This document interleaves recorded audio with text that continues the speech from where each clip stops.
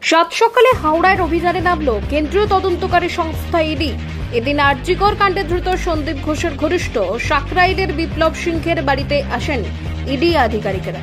বিপ্লব সিংহ বর্তমানে সিবিআই হেফাজতে রয়েছেন। পাশাপাশি হাওড়ায় বিপ্লব ঘনিষ্ঠ কৌশিক কোলের বাড়িতেও চলছে ইডির তল্লাশি। কৌশিক কোলে বিপ্লব সিংহের অ্যাকাউন্টের হিসাব রাখতেন। তল্লাশি অভিযানের সময় বাড়ির চারপাশে কেন্দ্রীয় বাহিনী মোতায়েন করে রাখা হয়েছে।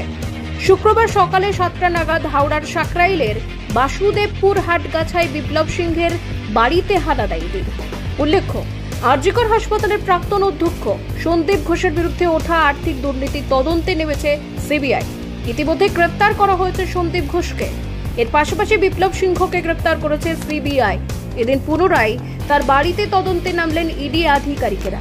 ব্যবসায়ী বিপ্লব সিংহ সন্দীপ ঘোষের অত্যন্ত ঘনিষ্ঠ।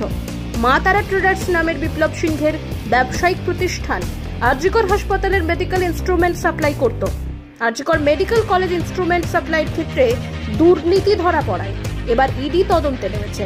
পাশাপাশি সাকরাইলে কৌশিক কোলের বাড়িতেও হানা দিল ইডি।